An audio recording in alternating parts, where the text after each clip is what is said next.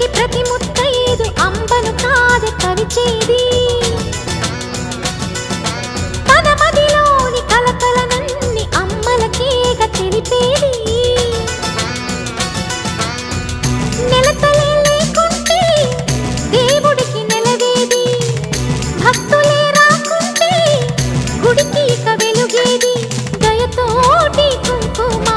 పూలు అక్షింతలు మనమంతా ఇవ్వాలి తన తాళి నిలపాలి తాళి కాచి